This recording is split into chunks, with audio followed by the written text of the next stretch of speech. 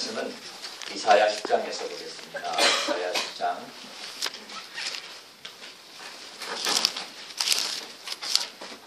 1절에서 4절까지 보겠습니다.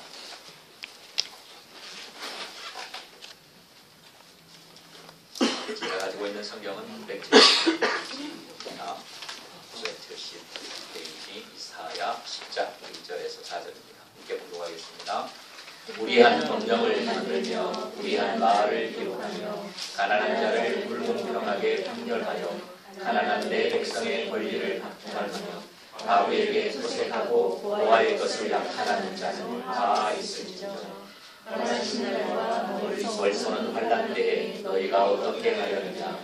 누구에게로 도망하여 도움을 구하겠으며 너희의 영화를 어느 곳에 두었냐. 포로된 자 아래에 부리며 죽임을 당한 자 아래에 엎드러질 따름이니라. 그럴지라도 여호와의 진노가 돌아서지 아니하며 그의 손이 여전히 펴져 있으리라. 아멘. 2011년에 그 한국에 나온 보관이라고 하는 영화가 있었죠.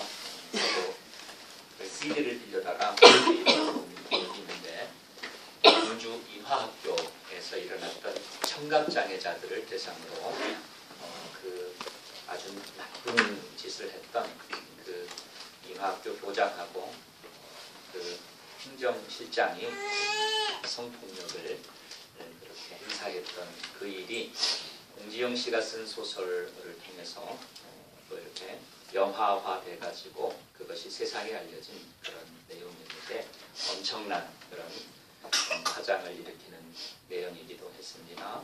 그러니까 가장 약한 자들, 그러니까 말하지 못하는, 말은 하지만 말을 못하죠. 청각, 귀가 못 들으면 하잖아요. 그러니까 청각장애자들을 그렇게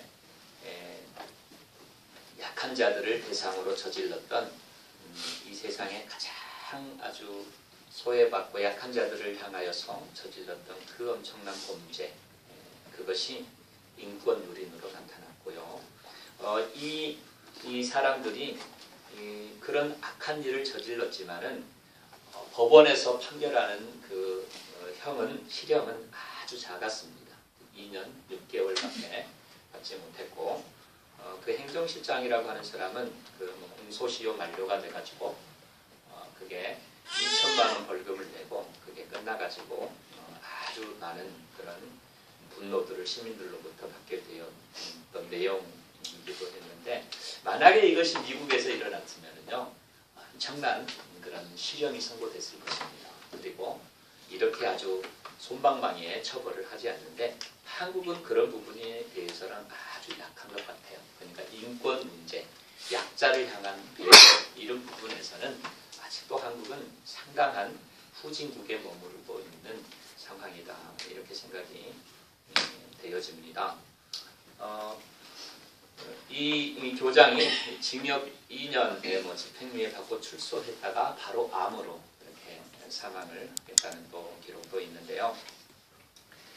오늘 본문은 지금 그 북이스라엘에 대한 하나님의 심판의 경고가 소개가 되어집니다. 그러니까 북이스라엘에 있어서 그 지도자들, 북이스라엘에 이런 아주 고관들이 아주 약하고 부족했던, 그리고 돈 없고 백 없는 그런 사람들을 향하여서 그들이 행사했던 그런 악한 일들, 그 일 때문에 하나님의 재앙이 다가오는데 그 재앙이 엄청난 재앙으로 그들에게 옵니다.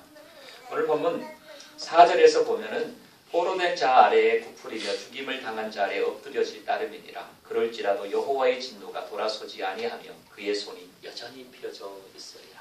그러니까 이런 일을 행했던 이 북이스라엘에게 하나님께서 주시는 재앙은 엄청난 재앙이었는데 하나님의 손을 펴가지고 계속 그 재앙을 내리는데 거둬들이지 않는다는 내용입니다.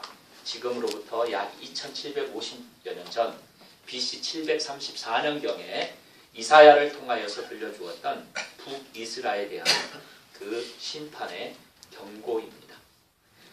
저는 이 문제가 고관들에게만 있고 권력자들에게만 있는가 그렇게 생각하지 않습니다. 오늘날 저와 여러분들도 이 땅에 살아가면서 얼마든지 이 시대 당시에 이런 탐욕과 돈의 노예가 되고 권력을 사용하는 힘을 사용하는 것을 아주 자랑스럽게 여겼던 그런 고관들처럼 내 인생도 지금 혹시 이렇게 나아가고 있지는 않는가? 오늘 교회는 과연 어떤가? 교회를 섬기고 교회를 형성하는 하나님의 백성들, 성도들은 과연 지금 인생을 어떻게 살아가고 있는가? 그 부분을 살펴보는 것은 굉장히 중요할 거라고 생각이 됩니다.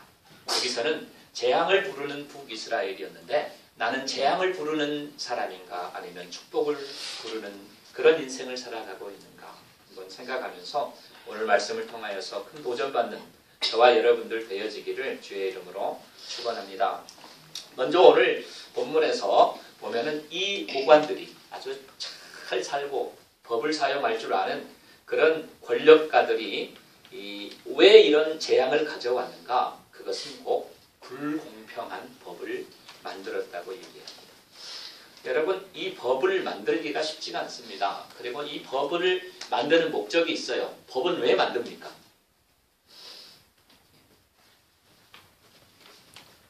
물뚱물뚱 쳐다만 보지 말고 말 좀 합시다.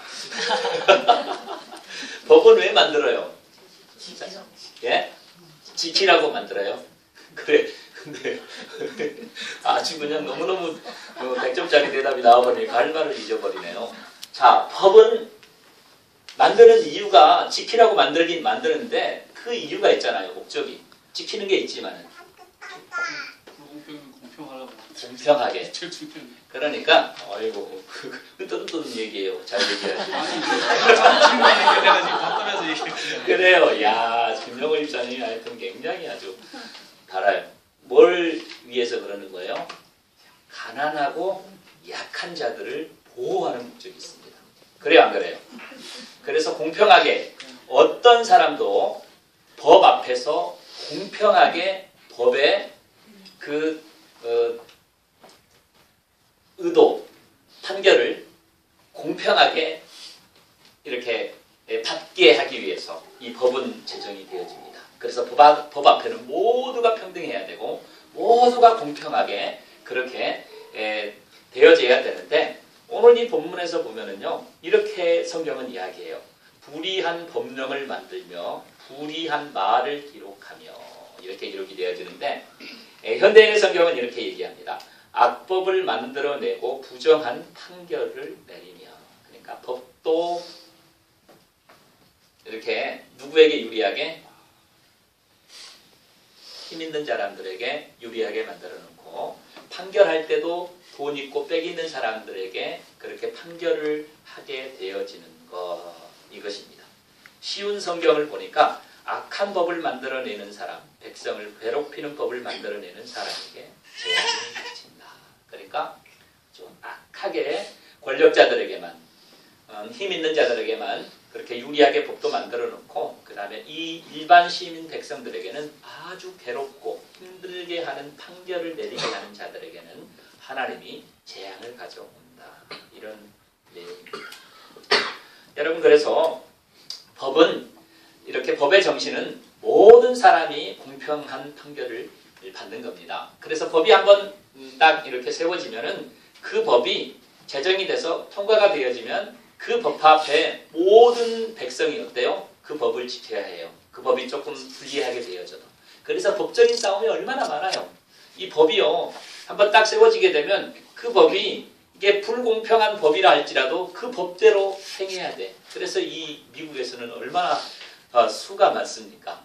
그 뭐 누가 잘못했고 잘했던 간에 그걸 따라가지고 법대로 잘 얘기하는 자가 이기게 되어 있으니까 법은 정말 잘 만들어져야 된다.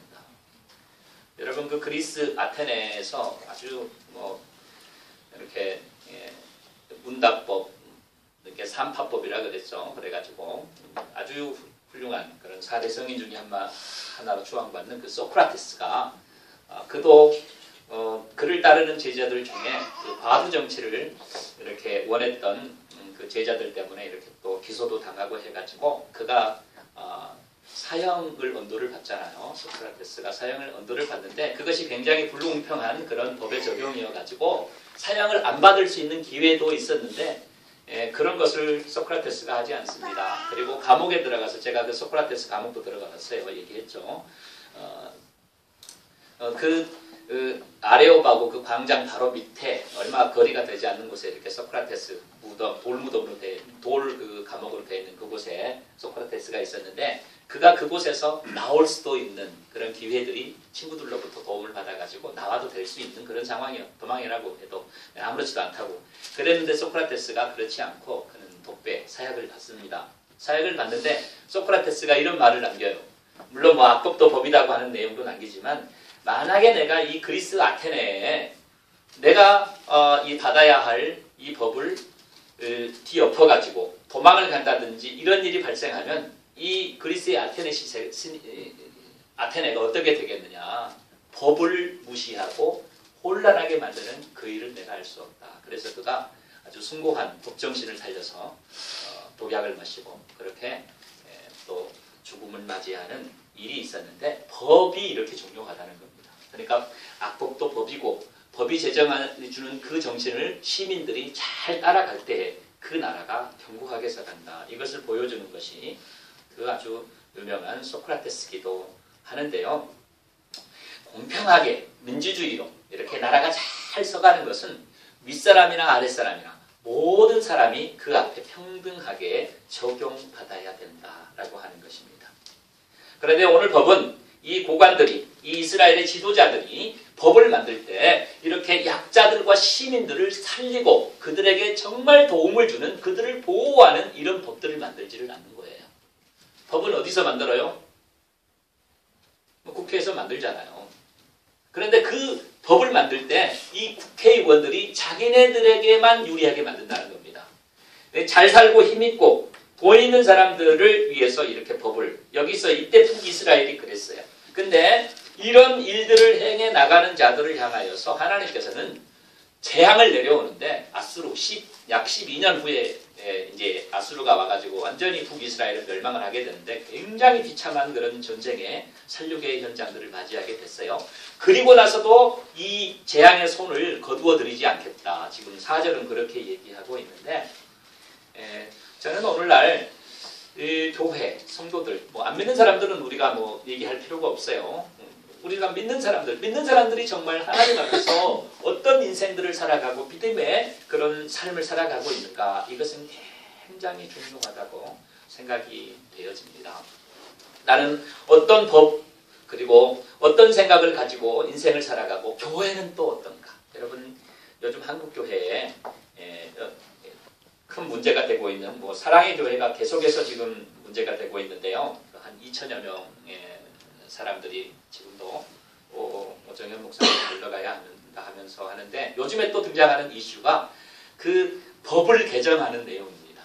그러니까 이 사랑의 교회 법사위에서 이제 또 법을 개정하는데 그 법을 개정하는 내용 중에 중요한 이슈가 담임 목사에게 상당히 유리하고 당회에게 유리한, 의결이 원래는 3분의 1을 통과해야 당회에 들어오는 법이 이렇게 통과가 되어지게 되어 있는데 당회권을 굉장하게 강화를 시키는 겁니다.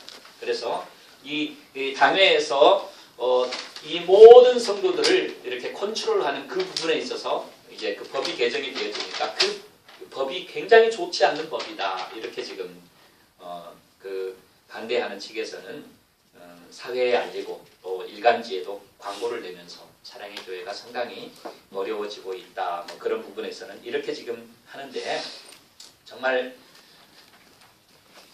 약한 자들의 이야기도 들어줄 수 있고 그 다음에 이 법이 누구를 위해서 존재하는가 그 부분에 있어 가지고 이렇게 좀 공평하게 내어지면 좋겠지만은 그렇지를 못하는 겁니다. 그런 부분이 어디 안에서 더 이루어지고 있어요? 교회 안에서. 여러분 교회가요, 이 법이 상당히 목회자 중심으로 많이 교회법은 되어져 있어요. 여러분들이 교회 정치의 헌법을 보면은요, 그런 법들이 이렇게 목회자에게 유리하도록 그렇게 되어 있는 경향이 상당히 있습니다. 그런 게 교회 안에서까지 그러는데 이게 참 얼마나 큰 문제인가. 우리는 이런 부분에 대해서 저는 이제 목사이니까 여러분들에게 더 목사에게 유리하게 되어져 있다. 그래서 교회가 무슨 문제가 일어날 때 목사 편을 들어야 된다. 이러면 돼야 안 돼요? 민주집사님? 그러면 나한테 찍히는 거잖아. 아니에요? 맞아요. 저는 안 찍습니다. 여러분 절대 공평해야 돼. 누구 앞에서도 공평해야 되고 똑같이 적용되어져야 돼. 그렇게 해야 되는데 목사에게 유리하다. 이거는 절대 아니라고 생각합니다. 여러분 교회에서도 이제 제가 총회도 가보고 이렇게 해보면은요, 그 한국 교회들은 특별히 이 이제 총회에서도 가장 큰 그 이제 여러 곳에 그 기관이 있잖아요. 그 중에서 뭐 임사부가 상당히 그 국회로 말할 것 같으면 그 법사위원회 이런 데입니다. 그러니까 임사부에서 법을 이렇게 해석하고 적용하고 그것을 이렇게 내어놓아가지고 판결을 하는 곳이 임사부예요. 그럼 그런 곳에서 임사부에서 헌법책을 딱 내놓고서 그것을 적용하고 끌고 드라이브를 해 나갈 때 이 교회법은 상당히 애매모호하게 이렇게 기록이 되어져 있어요. 그래가지고 어떤 거는 코에 걸면 코걸이, 어떤 거는 귀에 걸면 귀걸이. 그러니까 그 법사 임사부에 이 임사부에 어떤 목회자들이 있는가에 따라서 문제는 완전히 다르게 해석하고 적용이 되어질 수가 있어요. 그러니까 이게 얼마나 참 불공정하냐 그거예요. 정확하게 명시가 되어지고 정확하게 이게 적용이 되어진다면은 이게 아주 쉬울 텐데 굉장히 애매모호하게 이 법이 기록이 되어지고 그것을 해석하고 적용하는 자들에 따라 가지고 너무나 많은 다른 판결이 내려올 수 있다. 이 내용이 우리가 지금 속해 있는 교단들 안에서도 그렇게 일어나고 있다는 겁니다. 그러니까 인간이 얼마나 참 어떤 부분, 물론 완벽하지 못한 부분이 있겠지만은 자신들에게 유리하게 그런 일들을 진행시켜 나가고 있는가, 이런 부분이에요. 여러분 한국에서는 지금 국정원과 검찰에서 그 유우성 씨 간첩 사건이죠. 그러니까 뭐 간첩이 그가 아니다. 이 부분을 검찰이 법원에다가 서류들을 제출할 때는 있는 거 그대로를 제출하면 되는데 이 국정원과 검찰에서 있지도 않는 문서들을 만들어버린 거잖아요. 그리고 조작해가지고 사인하고 그것이 뭐 중국에서 넘어온 것처럼 했는데 이번에는 또 보니까 한국에서 보냈더라고요. 중국으로. 그래가지고 팩스로 중국에서 중국으로 중국 그쪽에서 영사관으로 보낸 것처럼 해가지고 이렇게 와가지고 이야, 정말 국정원이 아주 문제가 되어지고 한국의 그 인권이 참 이 정도의 수준에 지금 있다고 하는 것을 볼 수가 있습니다. 유우성이가 간첩이면 그에 다른 것만 가지고서 이렇게 간첩이라고 하는 것을 증거해야 되는데 다른 없는 서류들을 만들어서 조작해가지고 그것으로 간첩죄로 뒤집어 씌우면 그 인생 죽을 수도 있잖아요. 간첩에 대한 내용이 그대로 적용이. 그런데 그런 일들이 한국에서는 많이 일어났어요. 보니까 조작사건, 이 국정원, 안기부 이런 데서 사람들 얼마나 많이 죽였습니까? 그러면서 이렇게 권력을 유지하려고 하는 그런 악한 일들, 그런 일들이 지금도 한국에서 일어나고 있습니다. 이건 제가 조작해서 만들어낸 거 아니에요. 이건 지금 있는 일입니다. 우리 목사님 조작해 그러면 안 돼. 이거는 있는 일이야. 사실이에요. 사실을 지금 제가 얘기하는 것인데 이거는 정말 악한 일입니다. 너무너무 악한 일이에요. 뭘 위해서? 자기의 출세를 위해서, 자기의 안녕을 위해서, 돈을 위해서, 권력을 위해서 한 사람을 매장시키는 그 일을 서류를 조작해가지고 한다는 게 얼마나 나쁜 놈들입니까? 제가 봤을 때는 그 인간들은요 정말 몇십 년씩 때려버려야 돼. 법에서 다시는 그런 일 못하도록. 남 인생 중요하면 내 인생 중요한 것도 알아야지. 내 인생만 중요하고 저 별로 백도 없고 화교라고 그래가지고 그런 사람들은 그냥 뭐 하나 죽어도 아무렇지 않다 이런 생각 아니에요 사실은. 그래가지고 그것을 드라이브해 나가는 이 권력의 시녀들, 돈을 아는 그 아주 나쁜 인간들, 법을 적용하는 검사들, 국정원에 있는 사람들. 물론 여러분 한국의 구조가 위에서 시키면 어때요? 밑에 사람들은 다 따라야 돼요. 시장이 한 목소리 하면 경찰서장이 어때야 돼? 그 시장 앞에 껍벅해야 돼. 그럼 경찰서장이 파출소에 있는 그 순경들한테 한마디 하면 어때야 돼요? 그대로 해야 안 하면 어떻게 됩니까? 안 하면 옷 벗으려고. 그러면은 옷 벗으려고 생각하니까 이 순경이 자기 가족의 딸린 식구들 생각나 안 나? 나죠. 어쩔 수 없이 하는 경우가 저는 많이 있다고 생각을 하는데 이게 후진국이라는 겁니다. 그 위에서 시키는 대로 따라. 미국은 안 그래요. 물론 그런 영향도 있지만 그거 안 합니다. 그 사람 고발해가지고 그냥 이렇게 치고 들어가지 그 시킨 악한 것을 시키면 그것을 따라해주는 그런 사회 아니잖아요. 그러다 큰일 나니까 그런 거 시키지도 않고 이 미국 사회는 그렇게 조장되어 가지고 이렇게 아주 약한 자들을 괴롭히는 그런 일들을 저지르는 이 북이스라엘을 향하여서 당신들에게는 엄청난 재앙이 있을 것이다. 그래서 그 재앙을 몰고 오는 북이스라엘이었습니다. 여러분, 저와 여러분들의 인생도 동일하다고 생각을 합니다. 저와 여러분들이 하나님의 사랑으로 이 세상을 살아갈 때 하나님은 우리의 모든 것을 다 보고 계셔요. 그래서 내가 조작된 인생을 살고 있는지, 내가 정말 정직하고 바른 인생을 살고 있는지, 내가 하나님 앞에서 정말 신실하게 그런 인생을 살고 있는지 하나님은 다 아십니다. 저는 이런 부분에서 우리 아름다운 제자들의 교회 성도들 참 감사드려요. 우리 교회 그런 일 없잖아요. 참 저도 겸손하려고 하지만 우리 장모님 얼마나 겸손합니까? 우리 안수 집사님들 얼마나 좋아요. 우리 순장 순모님들 참 정말 괜찮은 분들이에요. 이렇게 하나님의 교회에서 잘 섬기고 조작된 그런 인생 사는 사람도 없이 신실하고 진실하게, 그리고 약하고 부족한 자들 돕고 이해하고 그렇게 선을 베푸는 그런 인생들을 살아나가는 여러분들 볼 때 제가 참 감사드립니다. 여러분들이 그렇게 인생을 살아가면 누가 높임을 받는 거예요? 이기복 집사님? 그럼 누가 영광을 높임을 받아요? 하나님이 높임을 받아요. 하나님만 높임을 받아요? 다 받아요.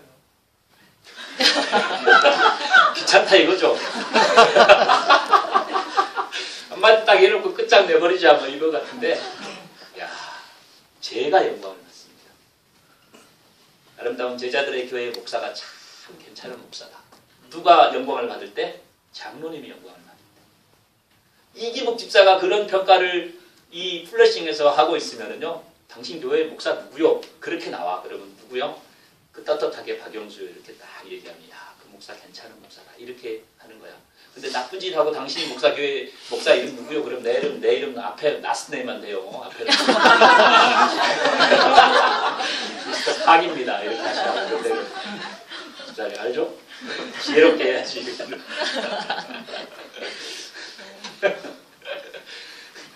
교회 정체가 기금쌤 말대로 그렇게 정말 높아지는 거예요.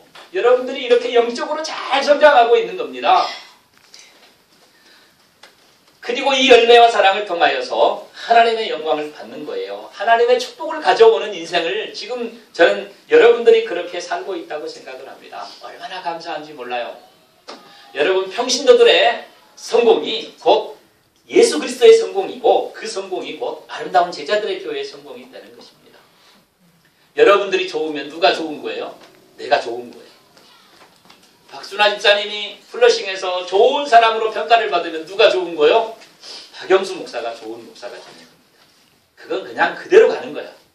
그런데 뭐 우리 권사님 목도리 예쁘게 하셨는데 우리 권사님이 아주 참 안 좋은 권사로 이렇게 이름이 났다. 그럼 누가 나쁜 놈이요?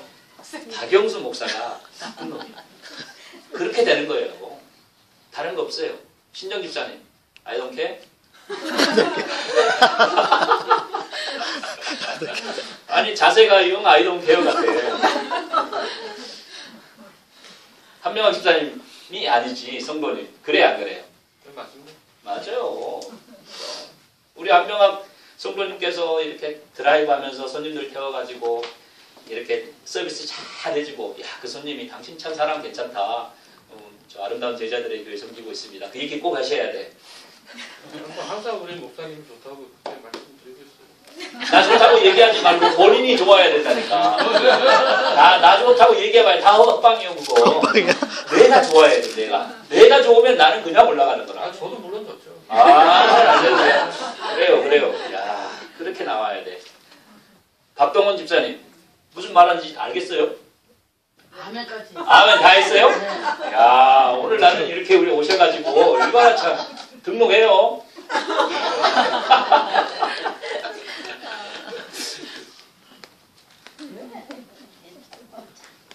이런 북이스라엘, 이렇게 법도 악하게, 누구에게 유리하게? 자신들에게 유리하게 그렇게 갔습니다. 그런데 보니까 오늘 불공평한 판결까지 내립니다.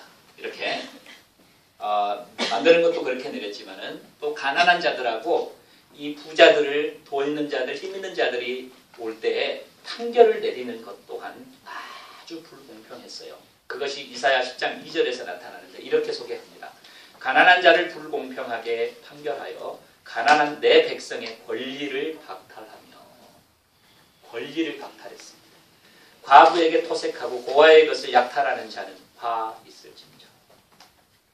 여기 현대인의 성경은요 조금 더 쉽게 소개가 되어지는데, 가난한 자의 권리를 박탈하여 정당한 재판을 받을 수 없게 하며, 정당한 재판을 받을 수 없게 했어요.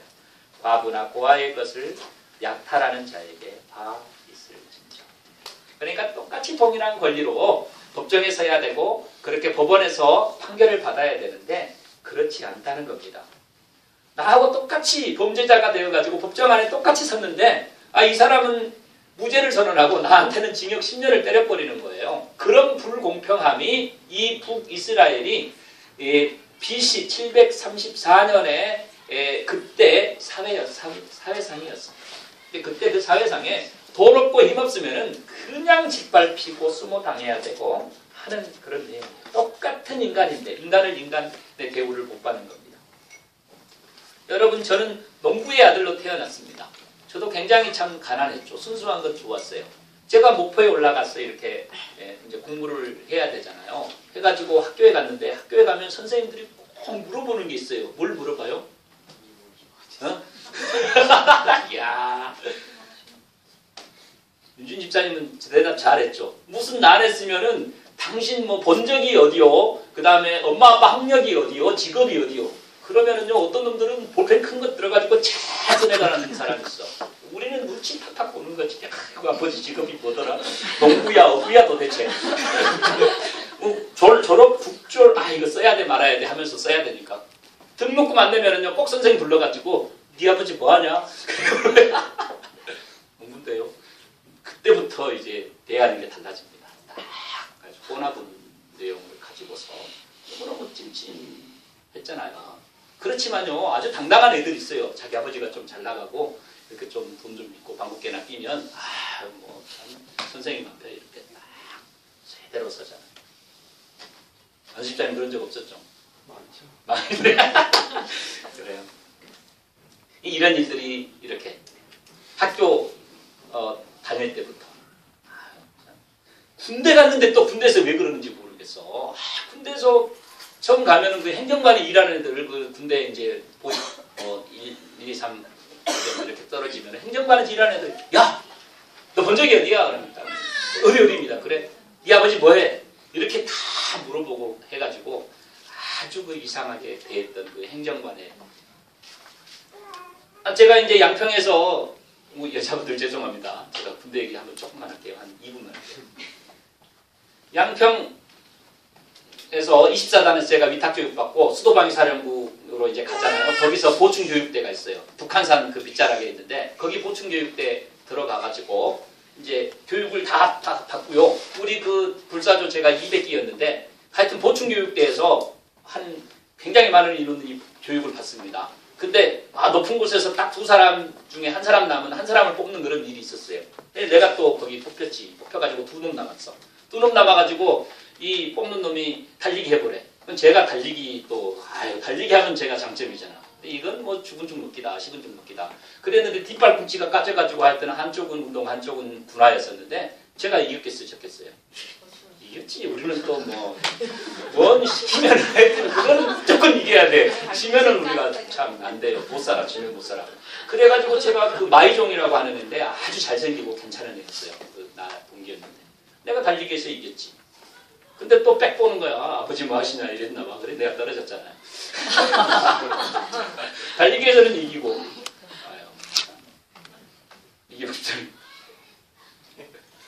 그런 일들이 있었는데 사회가 그러는 것 같아요. 그러니까 정말 주님은 이 세상에 오셔가지고 누구를 찾으셨어요? 그 소외받고 가난한 세리하고 죄인들 찾아가셨잖아요. 그리고 막 뻐기고 잘난 체했던 이 바리새인들한테는요 거의 저주에 가까운 화를 명령했잖아요. 그러면서 나는 의인 찾으러 오지 않았다. 난 죄인 찾으러 왔다. 그 약하고 소외받던 사람은 아무도 그 죄인의 집에 가서 밥 먹을 생각조차도 안 했던 그때 이 주님은 그런 버림받은 자들을 죄인의 집에 가서 손수 가서 밥을 함께 먹고 그들을 하나님의 나라로 인도했던 그 분이 바로 주님이십니다. 우리가 정말 그렇게 살아야죠. 근데 오늘 본문에서는요 백성들의 권리를 박탈하는 겁니다. 가져가는 거예요. 이 백성들의 인권을 그냥 가져가는 거예요. 그리고 그들을 돌보지 않고 그들은 그냥 버려버리는 것. 이것이 이때 당시 이 북이스라엘이 행했던 것이었습니다. 소수의 의견을 완전히 뭉개버리는 일도 얼마나 많은지 몰라요. 작은 사람들의 인격, 소수의 사람들. 여러분 교회에서 일이 발생하면은요 일단 교회는 성도들이 어떤 생각을 가지고 있냐면은 자 목회자가 잘못을 했어요. 그러면은 성도들의 보편적인 생각은 그 목회자를 우리가 끌어내리자 이런 생각 있어요 없어요? 예? 있어요 없어요? 있는 쪽이 강해요 없는 쪽이 강해요? 예? 없는 쪽이 강해요. 없는 쪽이 강해요. 있는 쪽이 강해요. 왜 그래요? 얘기 한번 해보세요. 목사님 얘기는 잘 안 하죠. 왜 그래요? 그러니까. 예? 왜 그러죠? 분란 일어나기 싫으니까. 분란도 일어나기 싫고 지금까지 교회에서 성도들한테 교육시켜 올 때는 어떤 교육이 있어 왔어요? 목회자를 내리치면 하나님이 재앙을 내리신다. 이것이 지금도 편제해 있습니다. 교회상에는. 그래서 평신도들이 목회자가 잘못하면은 그 벌에 대해서는 누가 벌 줘야 된다? 위에 계신 분이 벌 주고 우리는 그냥 가만히 있어야 된다. 이것이 지금도 상식적으로 통하는 교회예요. 그러니까 목사가 잘못하면 자 끌어내린다고 하는 사람들보다는 그렇지 않은 사람들이 훨씬 더 많이 가지고 있어요. 그래서 내가 잘못했어요. 내가 잘못했으면 아무리 이 목회자가 잘못을 해도 평신도들은 그 부분에 대해서 적극적으로 그 사람을 끌어내리려고 하지 않습니다. 왜? 위에 계신 분이 무섭게 생각하니까. 여러분 그것이 지금 한국의 교회를 사실은 어떤 면에서 상당히 망하게 하고 있는 내용 중에 한 가지입니다. 이런 일들이 있어서는 안 돼요. 사랑의 교회도 그 소수의 의견들을 지금 짓밟으면서 나갈 대로 계속 나가고 있잖아요. 제가 이번에 노회에 속해 있는 노회에 가지를 않았는데요. 제가 굉장히 윗사람들에게 좀 쓴소리를 한번 한 것 같아요. 그런 얘기 안 해도 될 수 있겠지만은요. 그 최근에 지금 플러싱에서 일어나고 우리 노예가 속해 있는 그 교회인데 이 반대하는 사람들이 노회에다 정식적으로 뭘 올렸어요. 서류를 올렸었는데 우리 한국 교회에 있는 목사님들 몇 명이 선발이 되어졌는데 다 그분하고 가까운 사람들로 이렇게 선발이 됐더라고요. 그래서 그냥 아예 기각시키고 그 미국에 있는 이제 노회에 있는 목사님들하고 세세한 내용들을 다 이야기해야 되는데 이것이 법적으로 서류가 노회에 통과되어질 때 그런 어떤 불충분한 이런 사유들 때문에 안 된다라고 하는 내용만 그냥 가지고 얘기를 한 것 같아서 제가 굉장히 불편한 얘기를 했습니다. 내가 지난번 노회에 있을 때도 그런 부분이 불편하고 정직하지 않아서 나오는데 왜 목사들은 그렇게 꼭 목사들 편을 많이 드는가? 나는 굉장히 불편하다. 그런 얘기를 할 때는 사실은 어떤 얘기예요? 이 이야기가 그 목사님에게 들어간다는 것을 전제로 하고 제가 얘기를 하는 겁니다. 그러면 그분들이 나를 생각할 때는 상당히 이상할 수 있다고도 생각할 수 있겠지만 I don't care. 그 부분에 대해서. 하여튼 그렇습니다. 저는요. 아무리 반대파가 잘못하고 있다고 해도 그 반대파가 얘기할 수 있는 그 설명을 똑같은 분하고 같이 모여가지고 얘기를 하는 게 당연하다고 믿는 목사입니다. 아무리 소수가 그룹이 형성돼가지고 어떤 일을 드라이브해 나갈 때도 그 사람들을 존중해 줘야 되는 것이 인권의 공정한 권리를 우리가 존중해 주는 내용이라고 봅니다. 우리가 이런 부분에서는 굉장히 건강해야 돼요. 우리 아름다운 제자들의 교회가 세워져 나갈 때에요. 정말 작은 인원들이 어떤 목소리를 내고 있다. 그럴 때 저놈들은 나쁜 놈들이다. 안 된다. 이렇게 해서는 안 된다고 생각합니다. 같이 공청회를 하든지 이야기를 하든지 이렇게 해나가면서 서로서로의 인격을 이야기하고 바라는 것들, 잘못되어진 것들, 그것들을 설명을 통해 가지고 계속적으로 이야기하면서 풀어나가는 것이 이 하나님께서 주신 이 땅에서의 공정함들을 그대로 적용시켜 나가는 교회라고 저는 그렇게 생각합니다. 저는 여러분들이 그런 분들이 되어지기를 주의 이름으로 축원합니다. 여러분 우리가 잘 알고 있는 그 늑대 소년 알잖아요. 그죠? 한 번 할 때는 막 모여와서 다들 늑대가 나타난 거 알았어요. 아닌 게 비어 두 번째도 있어. 아닌 게 비어 세 번째는 어때요? 아예 안 믿었어요. 근데 여러분 여기서 저는요 인간이 아주 굉장히 안 좋은 편견을 가질 수 있다고 생각을 해요. 어떤 경우냐? 사람이 한번 나에게 좀 안 좋은 편견으로 그 사람이 나에게 각인이 되어져 있어요. 그 사람은 그러면은요 그 사람이 내게 정직하고 바른 얘기해도 그 사람을 우리가 잘 믿어줘요, 안 믿어줘요? 안 믿어줄 수 있는 경향이 있는데 거기에 속을 수도 있습니다. 참 인생이 복잡해요. 그러니까 이 사람은 평소에 나한테 신용이 없어요. 근데 이 신용 없는 사람이 이야기하는 것이 어떨 때는 진실일 수가 있잖아. 그런데 여러분 나는 정말 이 사람이 진실이고 정직하고 깨끗하고 순결한 줄 알았는데요. 이 사람한테 또 속은 적도 한두 번이 아니잖아. 그래서 골치 아픈 거예요. 정신 차리고 있어야 돼. 정말 어떤 것이 바른 것이고 어떤 것이 공정한 것이고 어떤 인생이 정말 하나님 앞에서 정말 하나님의 영광을 그렇게 나타내는 인생을 살아가는 그런 하나님의 사람일까. 이런 것 굉장히 잘 판별할 수 있는 그런 인생이 돼야 되는데 아름다운 제자들의 교회, 저와 여러분들이 인생을 살아가면서 정말 내 주위에 있는 그런 모든 사람들을 대할 때 절대 편견 가지고 대하지 말고 공정하고 바르게 그렇게 우리가 대해간다면 우리는 재앙이 아닌 축복을 부르는 인생을 살아가는 거예요. 하나님께서 그 인생에게 축복 줘요. 여러분 오늘 이 본문에서는 고아와 과부의 것을 아예 약탈을 한다고 얘기해요. 약탈해요. 약탈. 고아와 과부. 그때 당시에 여자들은 거의 인원으로 처지지도 않았으니까 여자가 남편이 없이 과부가 된다. 이거는 거의 죽음이잖아요. 남성 그 북의 사회 여자들은 뭐 엄청나게 불쌍한 시대. 그때 가장 소외를 받는 자들이 과부들이었는데 그 과부들, 고아 이런 사람들의 것을 빼앗는 것. 도와주지는 못할 망정 그들의 것을 빼앗아가요. 굉장히 재밌는 얘기 하나 해줄까요, 여러분들? 물론 이스라엘은 아모스가 머리에 있는 티끌까지 탐냈는데요. 문둥이 코딱지 빼먹는 사람. 얼마나 빼먹을 게 없으면 문둥이 코딱지까지 빼먹으려고 약탈자들. 제가 유튜브를 통해 가지고 하도 요즘 많이 이야기가 되어서 아까는 광주 인하학교였지만 이번에는 부산에서 일어난 사건. 여러분 알죠? 무슨 사건인지? 예? 형제복지원 사건입니다.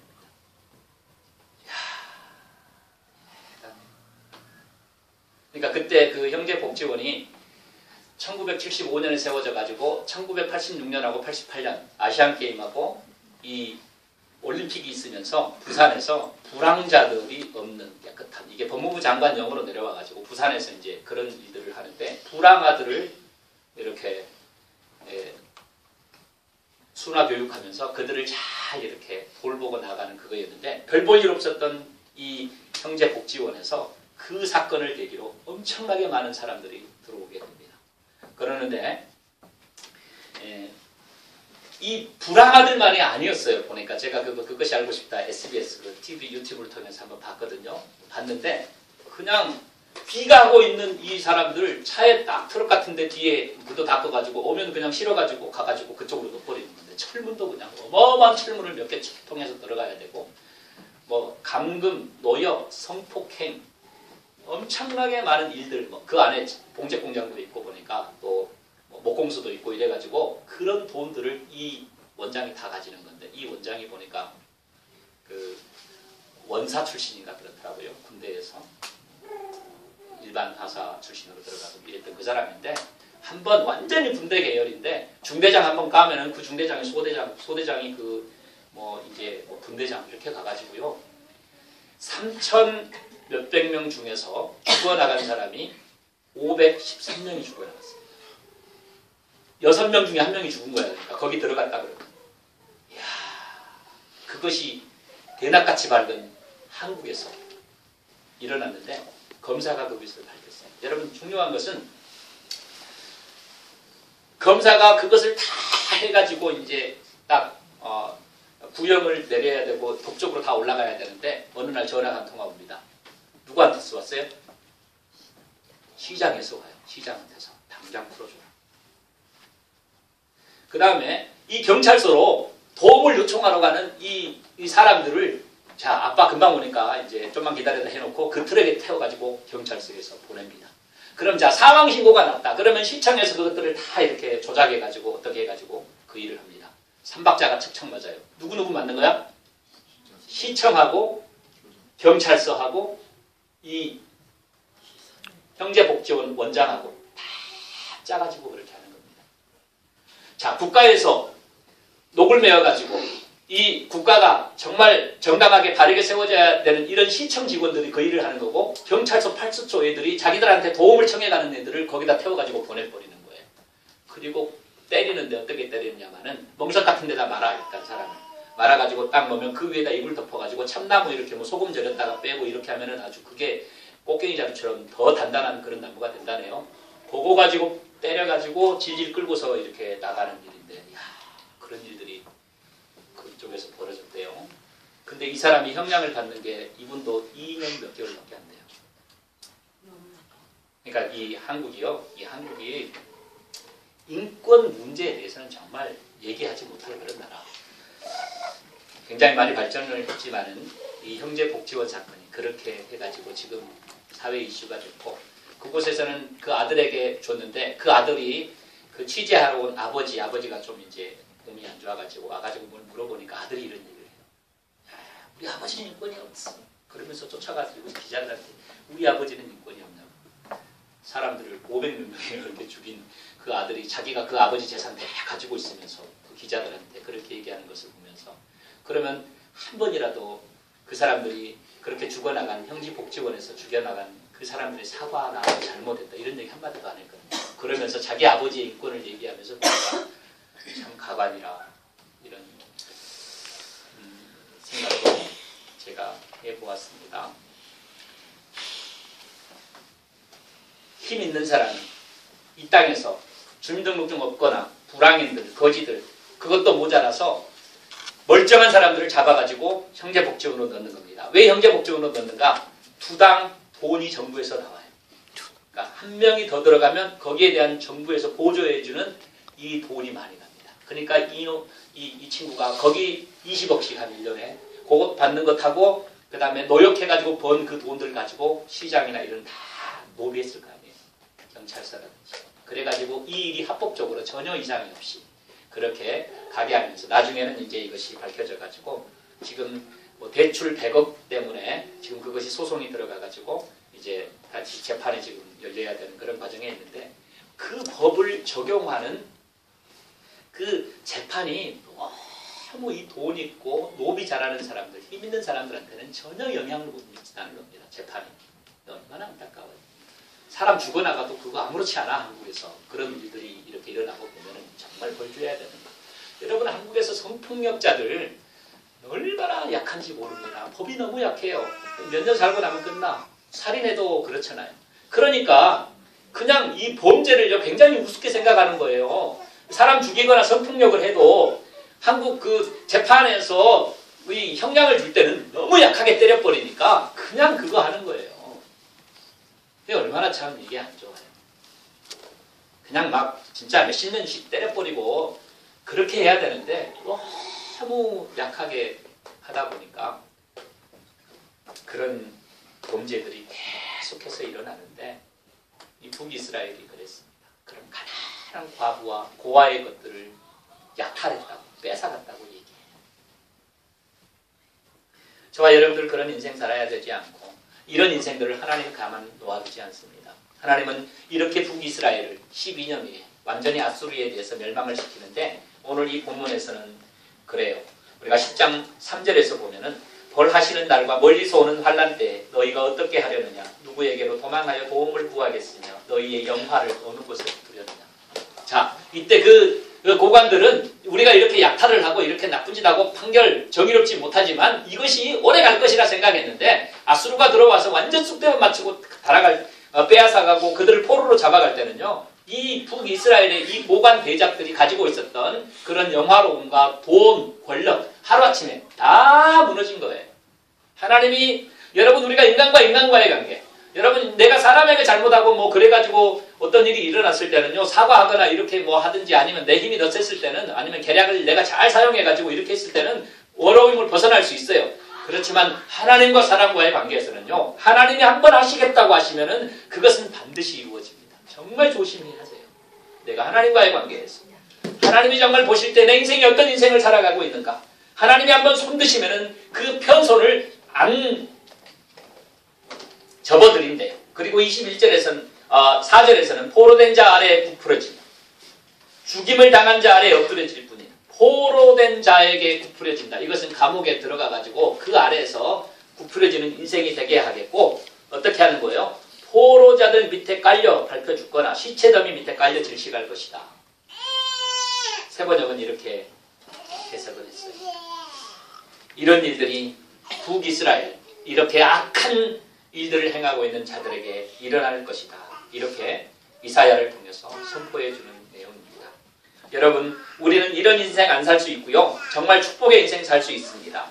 내가 재앙을 부르러 오는 인생이 아니라 정말 하나님의 축복을 부르러 오는 그런 인생은 이 세상에서 공평한 인생 살아야 되고요, 모든 사람들을 대할 때 정말 똑같이 대하는, 그리고 법을 사용하고 힘을 사용하고 돈을 사용해가지고 내가 뭐 야합을 해가지고 죄 없는 사람을 내친다든지 아주 괴롭힘을 준다든지 그런 인생은 절대 살지 않아야 된다는 것을 성경이 보여주고 있는 내용인데, 이때 북이스라엘만 그랬냐? 그런 것이 아니었습니다. 남유다도 마찬가지였어요. 그럼 오늘날 살아가는 세상에 크리스찬들은 과연 어떤 인생들을 살아가는가? 그것은 저와 여러분들이 잘 알죠. 여러분들의 인생은 어때요?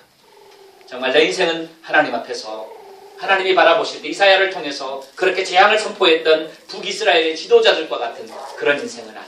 한번 살펴보시고, 우리 하나님이 주시는 이 심판의 메시지 앞에 바르게 서고 회개할 것 있으면 회개하고 하나님 앞에서 축복을 가져오는 그런 저와 여러분들 되어지기를 주의 이름으로 축원합니다. 하나님 감사합니다. 우리 하나님 아버지께서 다스리시고 역사하셔서 우리 주님 안에서 바르게 세워져가는 교회 되게 하시고, 하나님, 우리가 정말 깨끗하고 공평하고 하나님 모든 사람 앞에서 평등함을 가지고서 세워져가는 그런 교회가 되어져야 되겠습니다. 어떤 한 곳에 치우치지 않게 하여 주시옵소서.